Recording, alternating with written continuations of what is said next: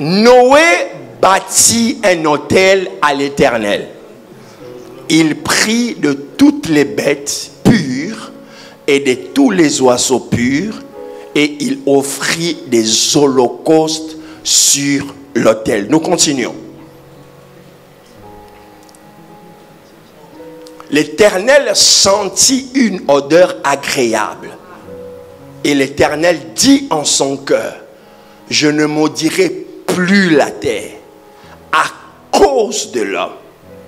Parce que les pensées du cœur de l'homme sont mauvaises dès sa jeunesse et je ne frapperai plus tout ce qui est vivant comme je l'ai fait. Amen. Notre deuxième texte, nous le tirons du livre de Nombres chapitre 13. Nombres chapitre 13, à partir du verset 32.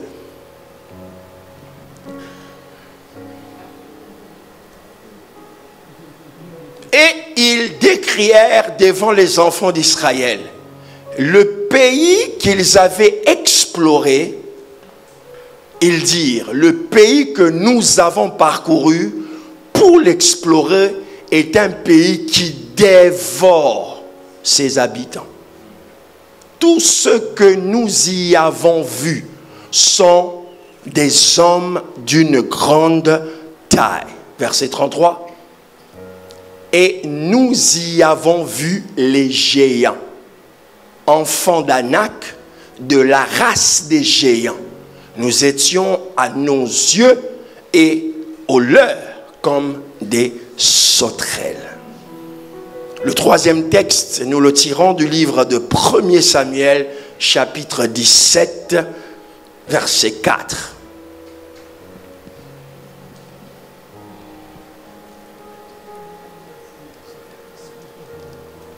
Un homme sortit alors du camp des Philistins et s'avança entre les deux armées. Il se nommait Goliath. Il était de Gath et il avait une taille de 6 coudées et un empan. Le quatrième, nous pouvons lire aussi le verset 5, pardon. Le verset 5, je n'avais pas fini, le verset 5. Sur sa tête était un casque d'airain et il portait une cuirasse à écailles du poids de 5000 cycles d'airain. Le verset 10 au verset 13 du même chapitre.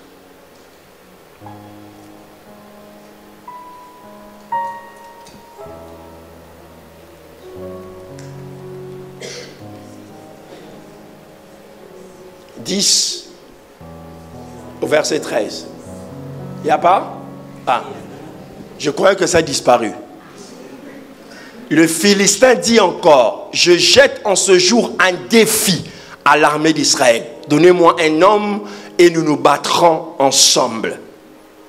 Saül et tout Israël entendirent ces paroles du Philistin et ils furent effrayés et saisis d'une grande crainte. D'une grande crainte. Or David était fils de cet Ephratien de Bethléem de Juda nommé Isaïe, qui avait 8 fils et qui du temps de Saül était vieux, avancé en âge. Les 3 fils aînés d'Isaïe avaient suivi Saül à la guerre. Le premier-né de ces 3 fils qui était parti pour la guerre s'appelait Eliab, le second Abinadab et le troisième Shamma. On peut s'arrêter là. Le 4e texte, le 5e je pense. Ouais, le 5e, c'est dans le livre de 2 Chroniques chapitre 1 verset 15. 2 Chroniques chapitre 1 verset 15. Quelqu'un dit, beaucoup de versets comme ça.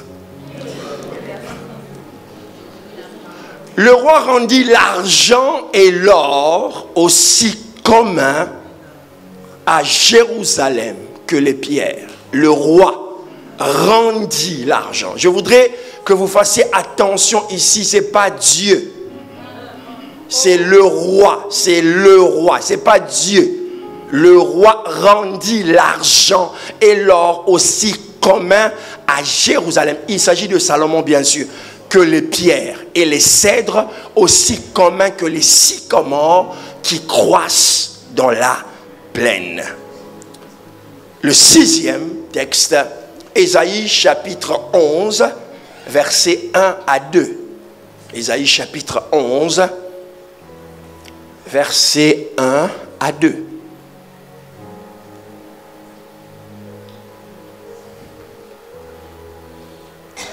Puis un rameau sortira du tronc d'Isaïe et un rejeton naîtra de ses racines. Un rameau sortira, on répète un peu, puis un rameau sortira du tronc et un rejeton naîtra. La complexité, comme disait, j'avais un peu suivi, parce que j'étais dans les transports, je quittais un pays à un autre, mais je suivais lorsque le docteur nous voit parler de la complexité du ministère prophétique d'Ésaïe. C'était très difficile pour lui de dire des prophéties qu'il voyait. Et Ésaïe me permet de comprendre quelque chose, la thématique et la sémantique. Ésaïe voit le Messie, c'est sa thématique. Parce que tout son ministère est un peu centralisé sur le Messie. Mais la sémantique qu'il utilise n'est pas facile à comprendre. Parce qu'il ne présente pas le Christ comme quelqu'un de fort. Il présente le Christ de fort comme une faible plante, comme un rejeton.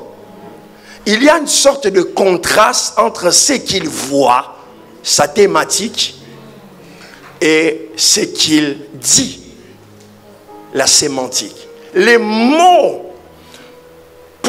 Alors moi, maintenant quand on me donne un thème, j'essaie de faire du profiling. Je m'incurge dans l'esprit de celui qui a donné ce thème. Je vais aller fouiller dans son esprit pour comprendre non seulement sa thématique, c'est-à-dire son idée ou son projet, mais pourquoi il va utiliser la thématique « Je veux rendre le pays habitable ». Pour me connecter à cette grâce et à cette vérité. Le verset 2 dit quoi? L'Esprit de l'Éternel reposera sur lui, l'esprit de sagesse et d'intelligence, l'esprit de conseil et de force, l'esprit de connaissance et de crainte de l'Éternel. Père éternel, bénis cette parole dans le nom précieux de Jésus. Ouvre-nous les canaux de révélation.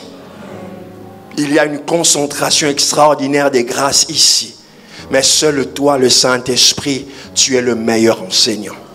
Parle-nous d'une manière extraordinaire et bénis toutes les familles représentées ici. Qu'ils sortent de ce veillée des hommes et des femmes qui vont rendre leur pays habitable, qui vont bâtir des villes et des communautés, qui vont faire des choses qui vont étonner les mondes à cause de Dieu qui est élevé et glorifié dans cet endroit au nom de Jésus. Amen. Si je pourrais donner un sous-thème, je ne suis pas très doué à donner des thèmes et des sous-thèmes à mes prédications, mais si j'en trouve un pour celui-là, je le nommerai les dieux, les rois et les experts. Les dieux, les rois et les experts. En sous-thème du sous-thème, je dirais la prophétie, la diplomatie et la technocratie.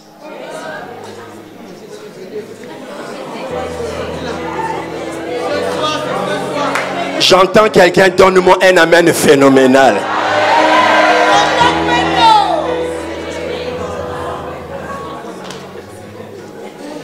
Il y a une vingtaine d'années, en 2003 à peu près,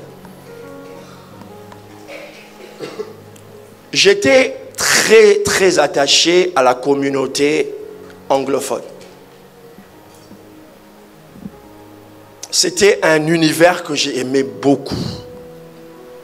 Et à l'époque, je ne m'habillais pas comme ça. Je portais des toges. Je faisais le mbéa. Bon, ne cherche pas le mot mbéa. Peut-être les docteurs l'ouvrent seul dans la salle qu'on est avec quelques personnes. Bon, je vais vous donner les codes. Vous allez aller voir après. C'est ce que le bishop fait là.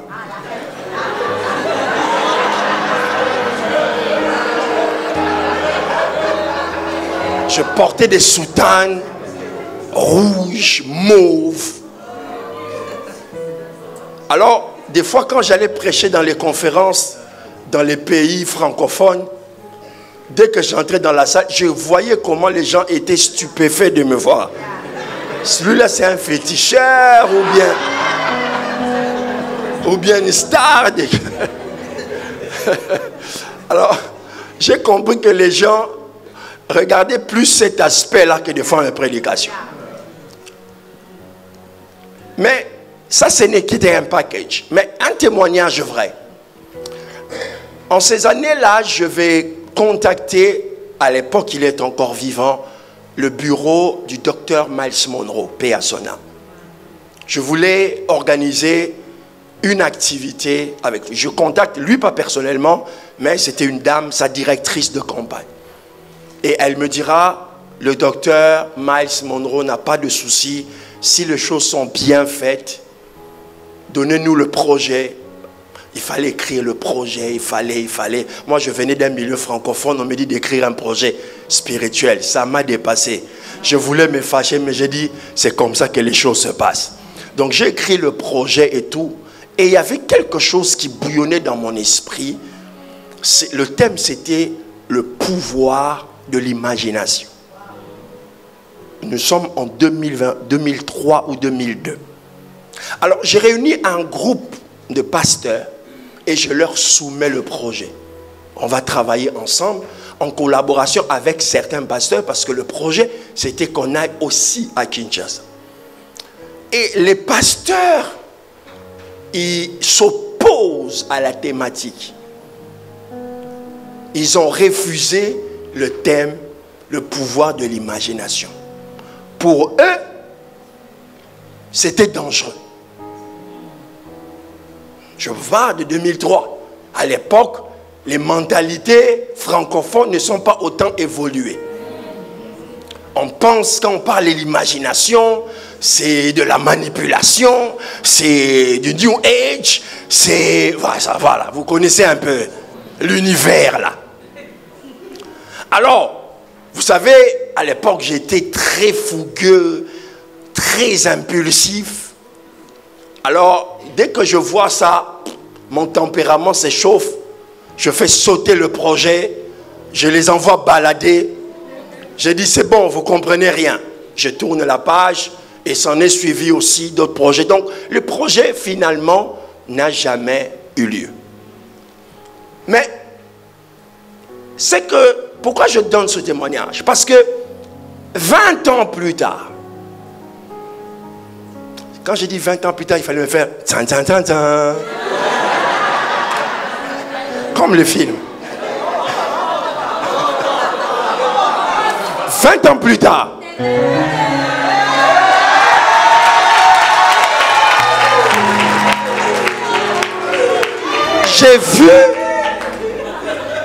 J'ai vu que les mentalités ont évolué. J'ai vu certains pasteurs, certains amis, certaines connaissances parler de l'imagination. Ils ont compris qu'il n'y avait aucun problème dans le concept. Je donne ce témoignage pour vous dire quoi? Vous dire que Satan nous a volé beaucoup de choses. Beaucoup de choses. Mon introduction par ce témoignage me permet d'atterrir dans mon premier verset. Je vais aller verset après verset et puis je vais clôturer. Je sens peut-être que je ne vais pas beaucoup parler. Je serai un peu concis dans ce que je vais dire. Le livre de Genèse, je ne voudrais pas faire de la théologie parce qu'on a des meilleurs théologiens ici. Mais à mon sens, je n'aime plus classifier la Genèse ou le livre de Genèse dans l'Ancien Testament. Parce que j'estime que c'est un livre à part. Pourquoi? Parce que j'estime qu'il n'y a pas encore un testament entre Dieu et un peuple. Dieu utilise des individus. Et pour moi aussi, c'est le livre du commencement. C'est-à-dire, la plupart des choses, d'histoires, des choses qui sont faites dans le livre de Genèse, ont l'apanage de poser l'esprit du commencement, de comment les choses doivent être faites, sans pour autant faire un clin d'œil à la loi de la première mention. Mais la pensée de la Genèse, c'est le fondement de ce que Dieu veut entre lui et l'homme. Et d'ailleurs, je bénis le Seigneur, le fait que l'évêque Adé a parlé de ça. Lorsque vous regardez le livre de Genèse, Dieu va introduire la notion de la bénédiction. Les premiers mots que Adam et Ève entendent, je bénirai. Ils n'entendent pas adoration, ils n'entendent pas prière, ils n'entendent pas combat spirituel, ils n'entendent pas chasser les démons, ils n'entendent pas des prières de 40 jours, de 100 jours, quoique ces choses sont vraies, mais Dieu dit, je les bénirai. Ils entendent le mot bénédiction. Et lorsque vous parcourez tout le livre de Genèse, vous allez voir que ces gens-là n'ont pas d'onction.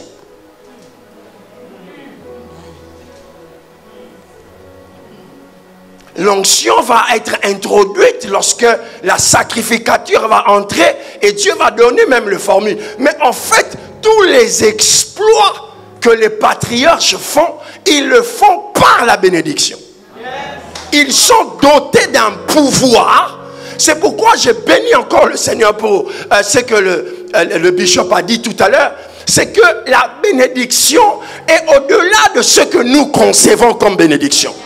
La bénédiction dans la pensée de Dieu est un vrai pouvoir. C'est pourquoi celui qui est béni de Dieu ne peut pas trembler devant le matériel.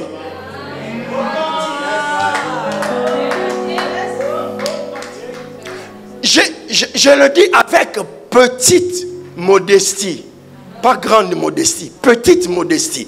Je suis allé dans certains endroits en taxi, arrivant, n'ayant pas un nom plus grand que les gens que je vais rencontrer. Mais dès lors que j'ai mis mes pieds là, la prestance qui me suit, la grâce qui me suit, le verbe qui me suit, l'éloquence qui en sort, les gens veulent savoir qui je suis. C'est pourquoi je veux dire ceci. C'est une folie. Et si j'étais un jeune de la banlieue, je dirais c'est une dinguerie d'envier ceux qui t'envient. Tu n'as pas compris ce que j'étais en train de dire. Comment peux-tu envier des gens lorsque toi tu sors d'un endroit, les gens parlent de toi et toi tu rentres abattu parce que tu as vu des gens importants. Mais ces gens-là importants, lorsqu'ils t'ont vu, ils ont eu une conversation de 15 minutes en train de se poser la question, lui c'est qui?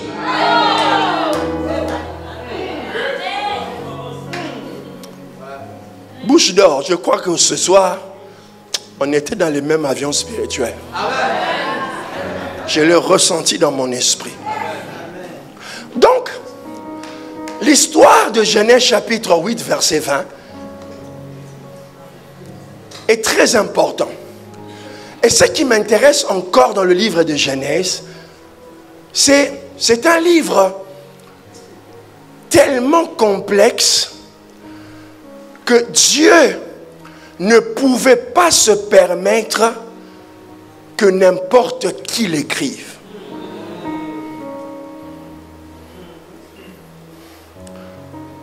la problématique qui se pose, les théologiens sont, on va dire, unanimes que c'est Moïse. Mais au-delà de la personne de Moïse, on se pose la question, on se poserait la question de savoir en quelle langue Dieu parlait à Adam. Parce que la nation hébraïque n'est pas encore née. Donc, toutes ces questions d'ordre structurel du livre est très important par rapport à son écrivain. C'est la raison pour laquelle Dieu s'intéresse à l'écriture. Dieu va initier Moïse avec les 10 commandements. Lui-même, il écrit. Il écrit parce qu'il veut que celui qui sera en charge d'écrire ces mystères laisse quelque chose de structuré. Et il choisit Moïse. Je vais en venir. Pour l'instant, c'est un peu une ratatouille, c'est pas grave. C'est pas bon au début, mais mange quand même. C'est comme du kebab, c'est pas bon, mais mange.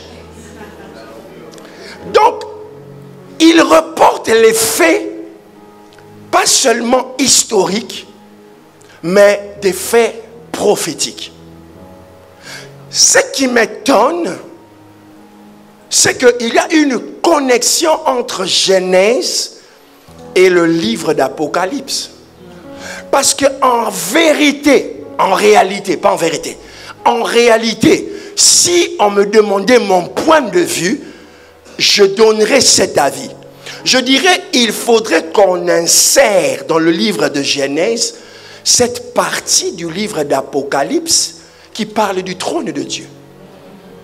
Parce que tout devait partir de là pour nous montrer que le trône de Dieu existait avant la terre.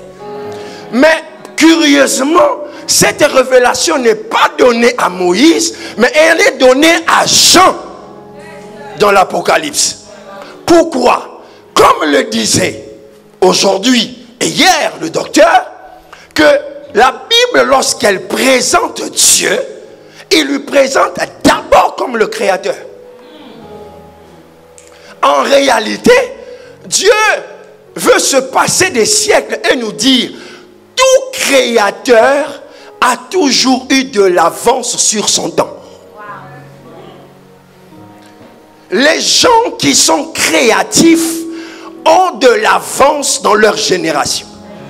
C'est pourquoi Dieu n'est pas présenté comme le Tout-Puissant, comme le guérisseur, comme celui qui fait des miracles, mais celui qui a créé. Et lorsqu'il crée son monde, je vais paraphraser, ne pas revenir, ce monde, il finira par le détruire, par le déluge. Et quand il détruit le monde par le déluge, il va préserver un homme qu'on appelle Noé.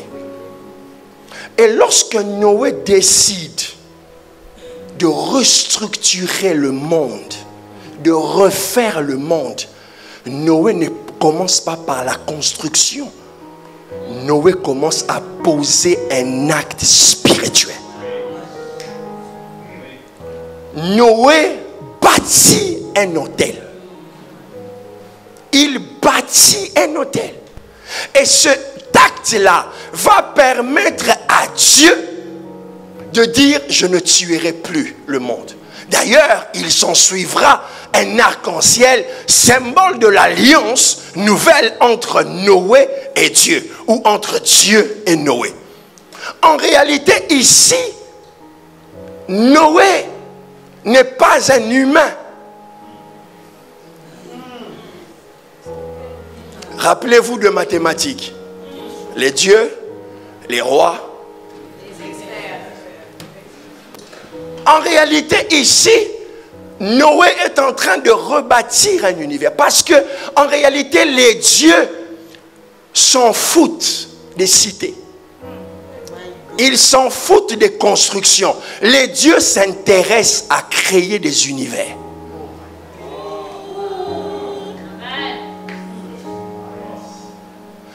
Tout acte spirituel a la portée de devenir un univers. Tout hôtel bâti en conformité pour restaurer quelque chose a le pouvoir de créer un univers. Lorsque Noé le fait, Dieu dans sa pensée change la pensée, change de décision. L'acte de Noé stoppe quelque chose que Dieu pouvait faire continuellement. Chaque fois qu'il y aurait un problème, il serait tenté de détruire. Mais l'acte de Noé met fin à la pensée de Dieu de détruire la terre. Je veux dire à une personne ici, si tu es un bâtisseur d'hôtel, tu es probablement dans le chemin de devenir un grand bâtisseur d'univers. Oh, je vais t'amener très haut aujourd'hui, hein.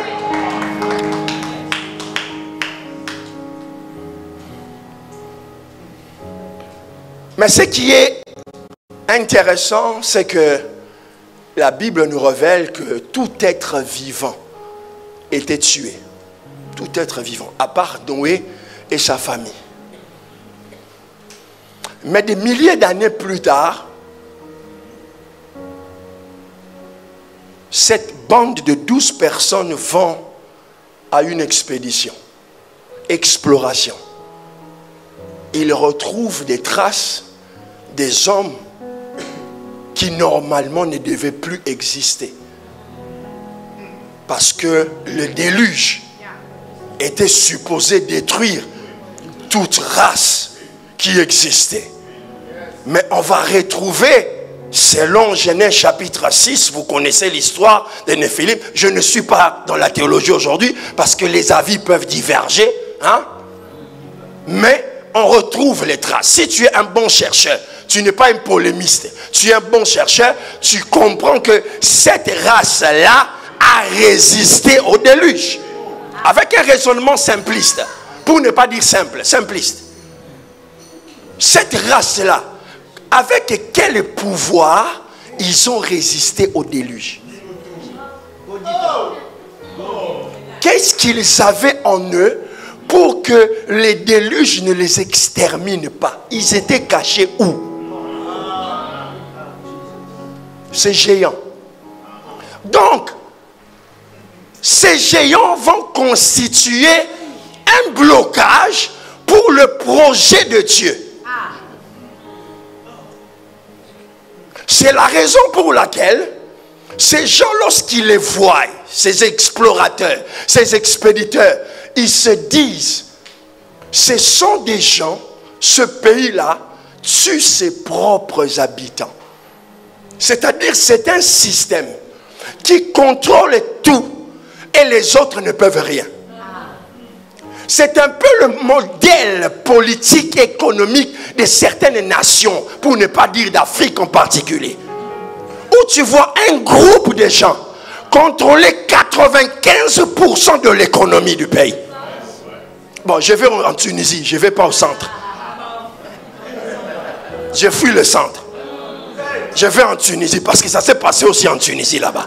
Les raisons en Tunisie parce qu'on ne sait jamais.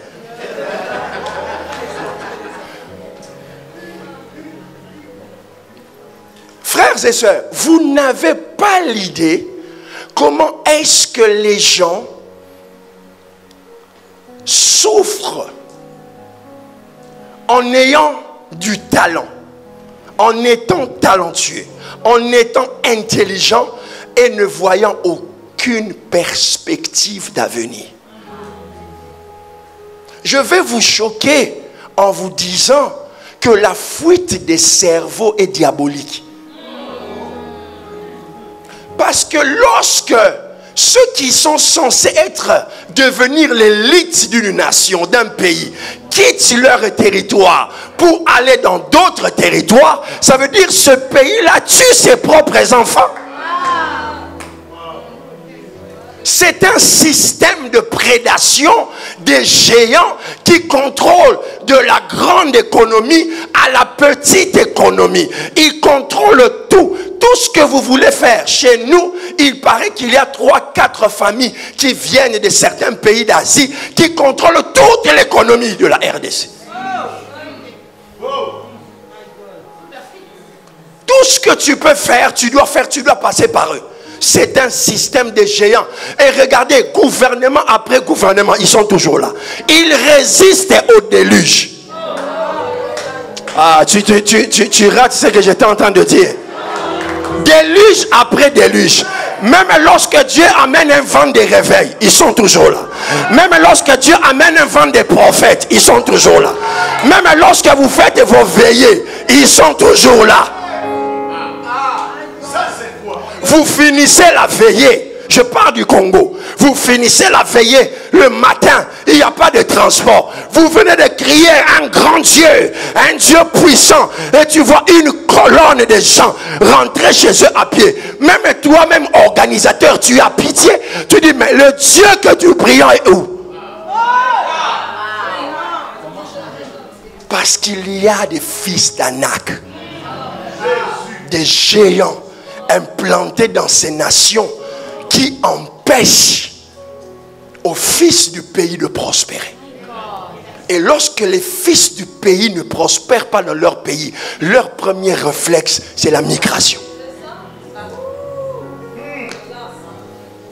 Ils quittent, ils abandonnent le territoire de leurs origines, le territoire dans lequel Dieu les a appelés. C'est un système de prédation de destinée.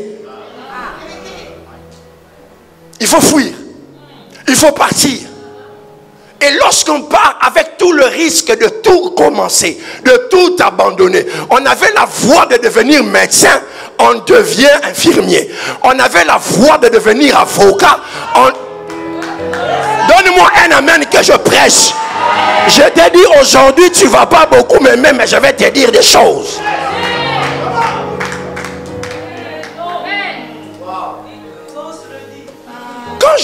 Quand je suis arrivé en Europe, j'avais déjà mes petites formations en fac de droit ici, là-bas. Et j'arrive, tu vas, après un moment, parce que tu as besoin de quelque chose, tu vas faire un petit boulot. Et dès que tu entres là, les gens même qui te regardent, disent, toi tu fais quoi ici? Ils sentent que toi et eux, vous n'êtes pas pareils. Mais à cause de la prédation de ton pays, tu préfères faire le petit boulot. Donne-moi un amen que je prêche les choses.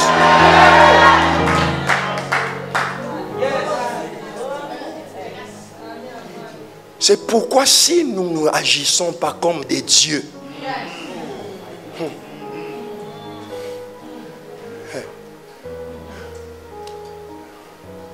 on aura des problèmes. C'est comme ça que Dieu va susciter un jeune homme qu'on appelle David. David, il va trouver une scène.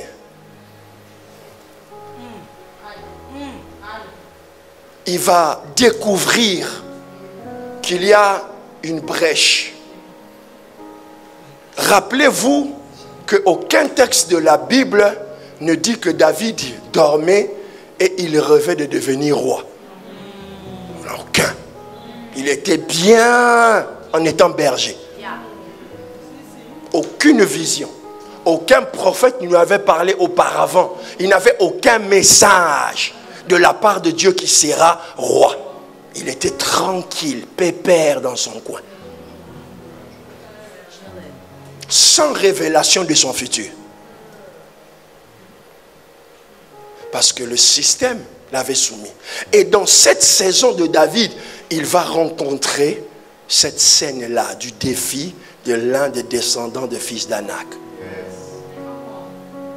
Lorsque David se présente devant Goliath, en fait, David, il va devenir roi, pas par prophétie, qu'il a reçu lui-même directement. C'est venu après. Mais David va devenir grand par ambition. Tu as raté, hein? Lorsqu'il arrive dans le champ de bataille, il pose la question. Il pose la question. Qu'est-ce qu'on fera à celui qui va bousiller la tête de cet incirconcis? En fait, il s'en foutait de vos histoires des rois. Pour lui, quand il a entendu la réponse, on lui a dit, il va devenir le gendre du roi. En réalité, David, la motivation de se battre n'était pas le trône. Il n'en avait pas de faculté. Il n'en avait pas les moyens. Mais il se disait, je vais récupérer la petite. Je vais entrer dans la famille. Et puis, basta. Vie confortable, je change. Mais en entrant, frère, l'église a tué l'ambition des gens. L'un des problèmes que nous avons à l'église, nous n'avons pas de gens assez ambitieux. Alors je vais le dire autrement. Je parlerai même pas d'ambition, je parlerai de la folie. La vie réussit aux gens qui ont un brin de folie. Les gens qui essayent des choses, ils n'ont rien à perdre. Le problème avec les chrétiens aujourd'hui, ça réfléchit d'abord en termes de destinée, en termes de prophétique, en termes de paroles de connaissance. David n'avait rien de tout ça. Sa motivation, c'est récupérer la go, c'est récupérer la petite et marcher avec elle quelque part. C'était son kiff, c'était son ambition. Je vais redire à quelqu'un, tu ne peux pas réussir peut-être par révélation que tu n'as pas, mais tu peux réussir par ambition.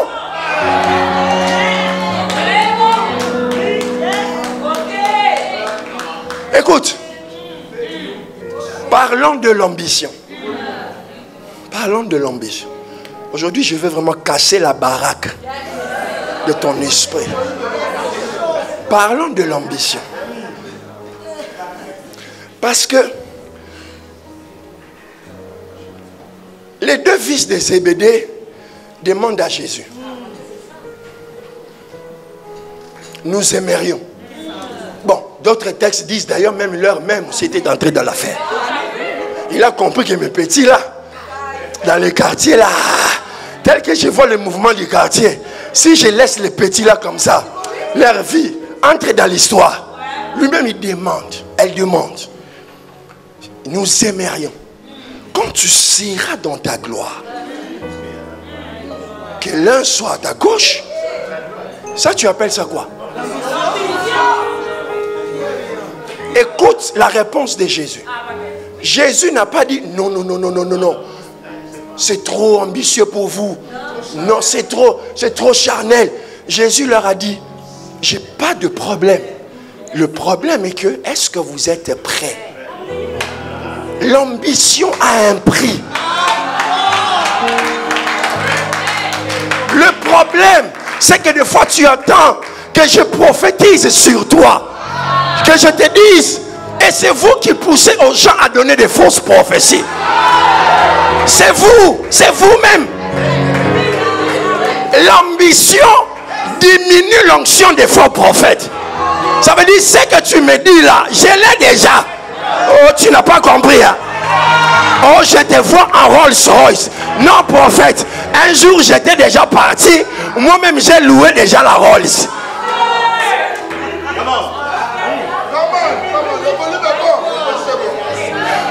Si tu n'as pas de prophétie, élève ton ambition. Vois grand. Personne ne va te condamner de voir grand. Vois-toi dans une grande maison, en train de diriger des choses. Écoute. Pourquoi? J'ai des choses ici. J'hésite de les dire aujourd'hui.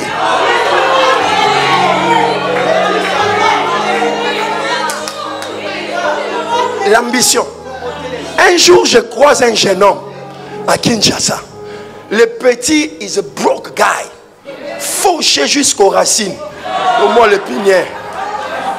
Et puis je le vois là. Il tourne autour d'une vie aussi fauchée jusqu'au cerveau. J'ai récupéré le petit. J'ai dit petit. Tu vois, tu es tout sauf intelligent. Toi-même, tu as des problèmes. Ta famille est dans les problèmes. Et tu te bats à faire entrer dans ta vie quelqu'un qui va t'amener les problèmes au cube, pas au carré, en exponentiel.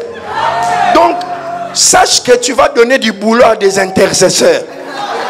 Les gens qui font de la délivrance, ils ne vont jamais être au chômage à cause de votre situation.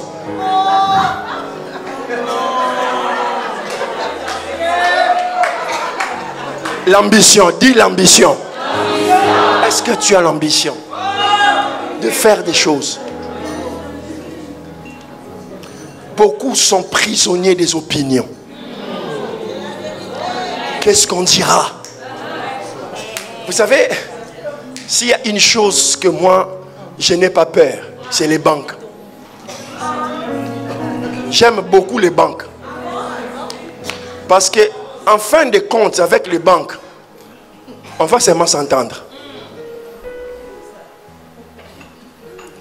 On ne peut pas m'arrêter selon la loi.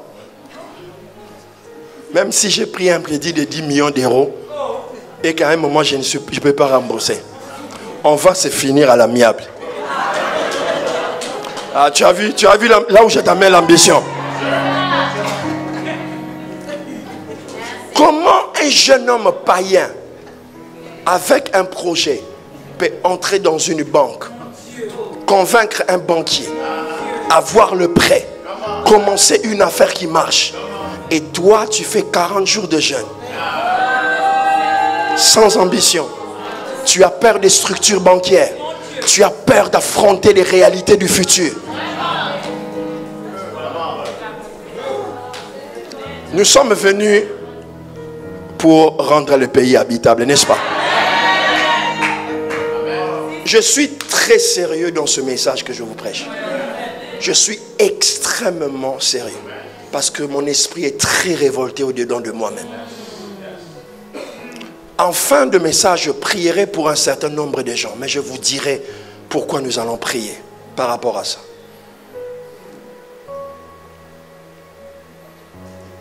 C'est comme ça que David va couper la tête de Goliath. Pour en finir avec le système de la prédation. Parce que Goliath avait paralysé l'armée d'Israël. Avait paralysé l'armée d'Israël. Si vous comprenez l'histoire d'Israël, vous ne pouvez pas tolérer une telle attitude. Parce que Dieu a pris le soin, avant de créer le peuple, de créer d'abord le nom d'Israël. Le nom d'Israël est un nom qui est composé de la pensée de Dieu pour ce peuple. Bataille victorieuse. On ne peut pas vaincre Israël. On ne peut pas. Tout est basé dans le nom. Alors c'était inadmissible pour David de voir quelqu'un maîtriser, paralyser l'armée d'Israël. Ça doit être inadmissible pour toi de voir qu'il y a des jeunes qui sont sans esprit, sans révélation, de faire des choses qui dépassent ce que toi tu fais. Tu es admiratif des gens qui sont censés t'admirer. Tu regardes dans les réseaux sociaux, tu regardes qui? Une femme qui monte ses vêtements et toi tu es là, ah je m'inspire de... Hey! Regarde-toi. Toi-même tu peux inspirer les inspirateurs. Sur la tête de Goliath. Là vous voyez l'acte d'un roi. Je vous ai dit, les dieux fonctionnent en créant des univers. Les rois gouvernent les territoires dans lesquels ils sont.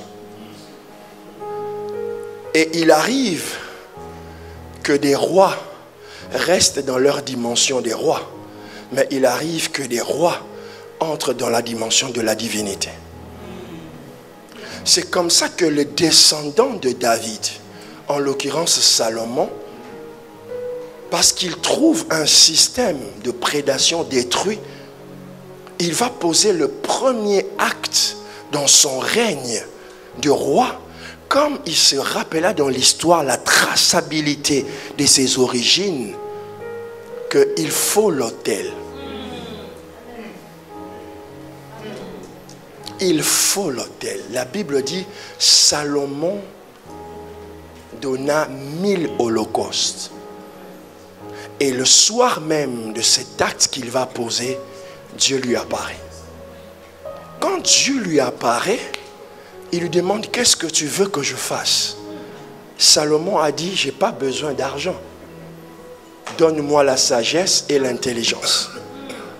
Dès que Salomon dit la sagesse et l'intelligence, il tape à la divinité. Parce que selon la prophétie du Messie, les premiers caractères c'est l'intelligence et la sagesse. C'est pas la puissance. C'est pourquoi Salomon est le roi d'Israël qui va amener Israël à la prospérité, au développement, parce qu'il a tapé, il est entré dans les domaines des dieux. Salomon va développer l'économie de la sagesse. Il va créer un système en Israël où les souverains vont se déplacer de leur royaume pour venir admirer. Salomon est le premier entrepreneur de l'intelligence. Lorsqu'il va commencer à parler, les gens vont envie de l'écouter. Vous savez, les grandes nations aujourd'hui ont dépassé le côté de minerais, ont dépassé le côté des économies normales. Ils sont entrés dans l'économie des services. On crée des choses qui n'existaient pas dans la terre et on en fait des valeurs. Aïe.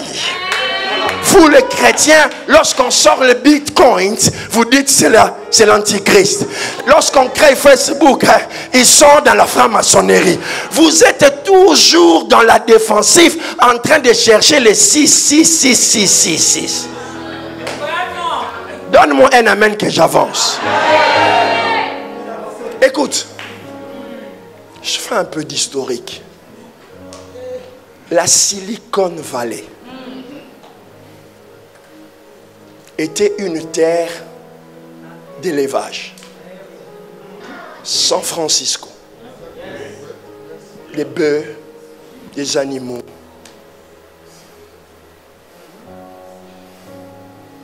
Aujourd'hui, en termes de mètres carrés ou de superficie, il n'y a pas un territoire dans le monde où il y a autant de concentration de millionnaires et milliardaires. Ils ont transformé ce pays, ce territoire qui était dans une économie, mais cette économie pouvait passer, mais ils l'ont emmené dans une autre chose, dans une autre dimension.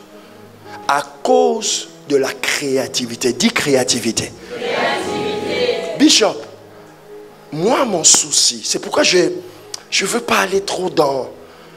Parce que le prophète a déjà fait un grand travail ce soir.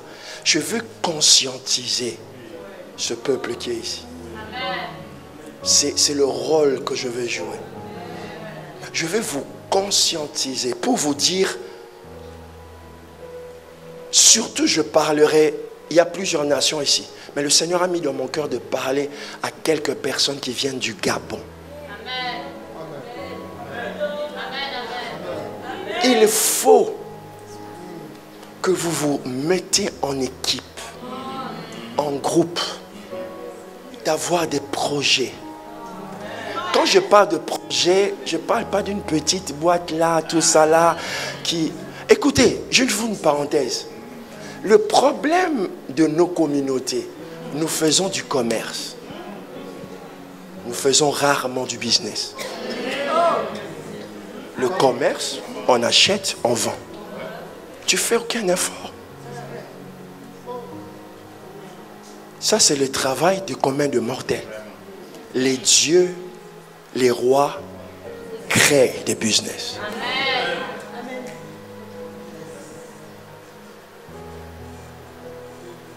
Vous devez changer. Moi, je vous ai dit, aujourd'hui j'ai 50 ans. Mais je ne veux pas considérer que j'ai 50 ans. Dans ma tête là, je viens d'avoir ma majorité. Regarde comment je suis. Lutte contre les ventres. Bon, les cheveux blancs me trahissent un peu, c'est pas grave. Mais dans ma tête, j'ai encore des opportunités. Personne n'a le droit de me dire j'ai dépassé l'âge de faire certaines choses. Je garde ça dans mon esprit. Je challenge mon esprit. Là, j'ai commencé à écouter la jeune chanteuse, la Morija. Je prends ma fille, je dis, montre-moi un peu les beats là. Pourquoi? Parce qu'un esprit se conserve dans les nouveaux défis, dans les nouveaux challenges. Et la Bible dit, Salomon a rendu l'or. Quelle prospérité! Il a rendu le pays habitable. Il faut que dans nos églises, qu'il n'y ait plus seulement des chrétiens. Il faut qu'il y ait des dieux. Est-ce que tu comprends ce que je suis en train de dire? La Bible dit, vous êtes des dieux, vous mourrez cependant comme des hommes. Et ce que j'aime dans un autre texte de Proverbe, la Bible dit, la gloire de Dieu, c'est de cacher les choses. Et la gloire des rois, c'est de les sonder. Ça veut dire que le Dieu vit dans le mystère. Le roi vit dans le sondage. Et il y a un triangle entre les rois, les dieux, les rois et les experts. Parce qu'il y a toujours une symbiose entre les trois. Les dieux donnent le pouvoir aux rois et les rois cherchent les experts. Les experts ont ce que les rois n'ont pas. Les rois ont le pouvoir, mais ils n'ont pas toujours la connaissance. C'est pourquoi la Bible dit, celui qui est habile dans son travail, il trouve sa place auprès des grands. C'est pourquoi toi, tu dois avoir toujours quelque chose. Mon père me disait, je me rappellerai toujours de cette phrase qui me disait, Serge, sache que même devant un homme fortuné, trouve quelque chose qu'il n'a pas. Il va te respecter. Devant l'argent, la sagesse ne tremble pas. Je veux attirer ton attention. C'est pour toi la saison d'exploser dans un projet hors pair. Donne-moi un amen bien. Le monde crée des industries autour d'un individu. Il y a des athlètes qui sont devenus des institutions à elles-mêmes. Elles nourrissent des communautés, des familles. Je ne suis pas contre le fait qu'on crie, qu'on chante, ça fait partie de notre culture à Jérusalem. Mais après avoir crié, chanté, il faut t'asseoir et dire, this is my project. Je le réaliserai. Je ferai quelque chose qui étonnera le Gabon. Si tu sens que tu ne peux pas le faire seul, mettez-vous à 4, mettez-vous à 5. Faites un projet. Allez emprunter de l'argent s'il faut emprunter. Même si c'est des millions. N'ayez pas peur. N'ayez pas peur. Tu ne feras pas de la prison. Mais tu tu dois révolutionner. Je parle à tous les jeunes qui sont ici. Spécialement ce Dieu m'a dit de vous dire, vous qui venez du Gabon, 2024 c'est votre année. Vous de providence, amenez des choses folles auprès de l'homme de Dieu. Priez pour ça, mais agissez. Achetez des quartiers, bâtissez des appartements, faites louer, créez des quartiers. C'est le temps où les dieux et les rois doivent apparaître dans nos communautés. Je me rappelle d'une prophétie du bishop Oyedepo il y a quelques années. Il disait, dans ces temps qui viennent, les églises ne seront plus comme des églises. Elles fonctionneront comme des États à part entière. Ça, c'est l'esprit d'une nation. Ce n'est pas l'esprit d'une église. Ce qui a à Providence. Avoir une bouteille costumisée. Vous voyez que c'est du marketing. Non, c'est tout un esprit. C'est l'esprit de la créativité. Ils ont rendu le silicium, Silicon Valley vient de la découverte. Ils ont commencé à construire des semi-conducteurs et on les a transformés. Le problème que nous avons aussi, docteur Louvois, Bishop, docteur, c'est que nos chrétiens fouillent les filières complexes.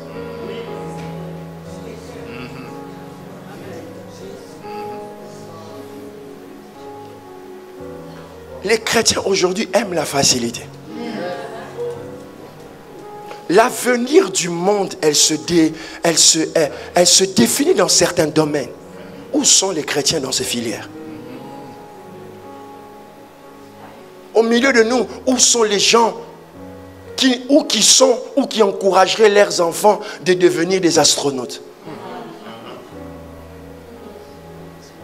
Ça, tu vois, ça ne t'est même pas passé à l'esprit. Déjà ta maison, comment elle est nourrie pour élever des dieux dans ta maison? C'est un système de pensée que le monde a et que nous n'avons pas. Moi j'ai dit, il faut changer même le modèle des écoles de dimanche. Comment on enseigne les enfants? C'est bien les histoires d'Abraham, tout ça là. Oui, c'est beau les dessins animés. Mais il faut déjà à un certain âge leur inculquer l'esprit de la grandeur. Où le leader lui-même, il vient, il leur parle de la grandeur. Au lieu de laisser ça à une... Je dis pas, c'est pas péjoratif, à une sœur qui est là, on chante un peu les chansonnettes et tout ça là, alléluia, amen, oh, yo, yo, yo. Mais eux les enfants là-bas, on leur apprend les finances déjà. Donne-moi un amen. Je suis venu te conscientiser, te dire c'est le temps que nos enfants deviennent des dieux, ils deviennent des rois. Et nous louons des experts. C'est eux qui doivent devenir nos experts. Mais nous devons régner sur eux comme des dieux qui créent des univers et des rois qui gouvernent des territoires. Nous devons rendre nos populations riches. Des projets qui rendent les gens riches. Comme Salomon l'a fait. Nous devons ramener des idées qui révolutionnent le Gabon, qui révolutionnent le Congo, qui révolutionnent la Côte d'Ivoire, qui révolutionnent nos nations. Toi-même que tu... Moi, je vous donne un petit témoignage. Ça fait beaucoup d'années que je n'ai plus voulu exercer le ministère pastoral d'une église locale. Parce que c'est comme si j'avais fait un peu le tour. J'étais fatigué d'entendre les mêmes choses. Moi, j'ai mal à la tête. Ça ne va pas avec l'autre soeur. J'étais fatigué de ça. J'ai dit, Dieu m'a donné ce cerveau-là, avec toutes ces connaissances, pour que moi, je sois le juge entre toi et la soeur là. On s'entend. Moi, vraiment, je suis né pour... Tu vois, à un moment, tu dis...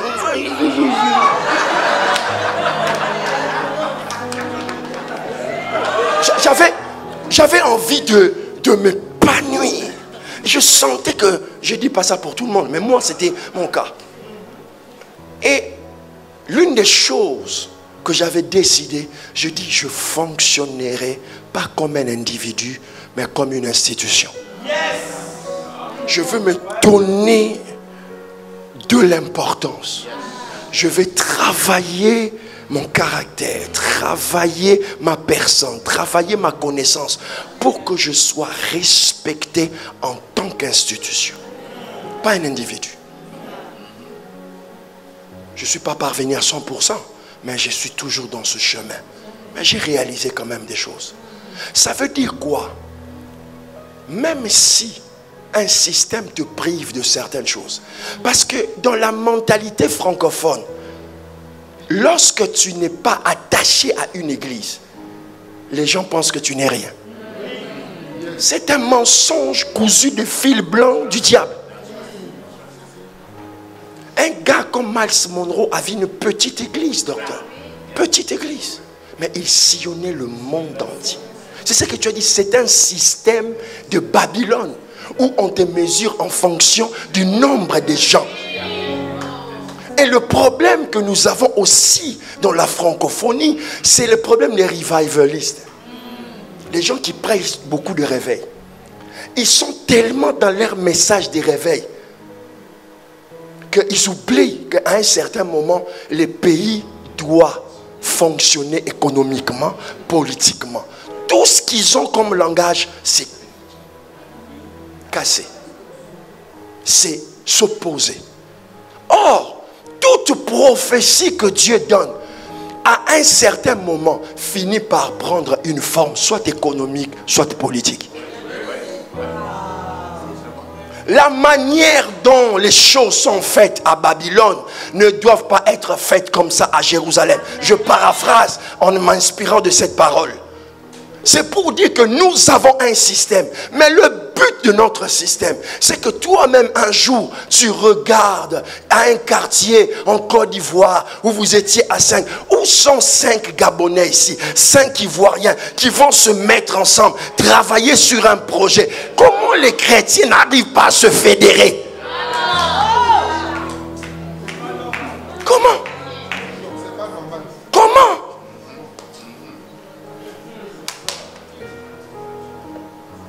Seigneur,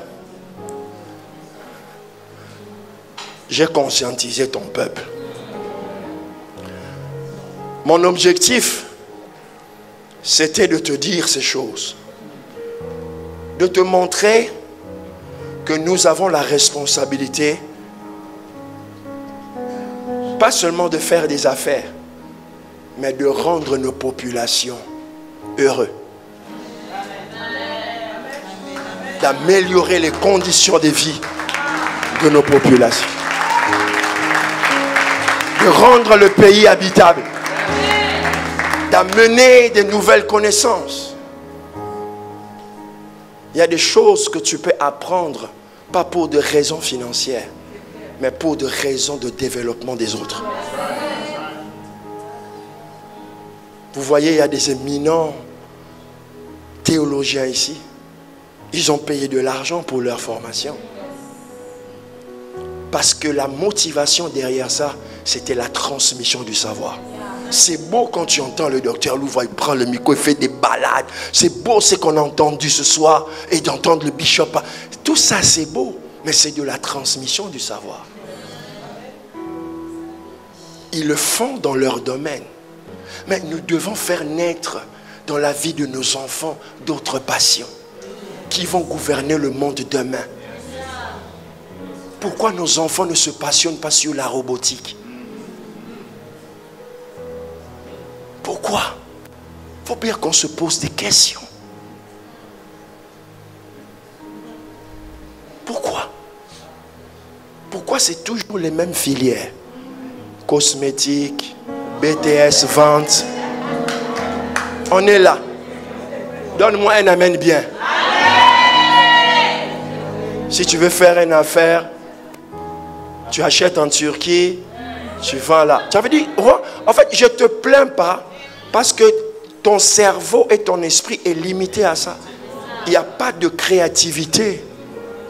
Et si toi tu es limité, vous êtes à combien vous achetez les vestes à Alibaba et cherchez à les vendre à nous les pauvres pêcheurs? Vous êtes à combien?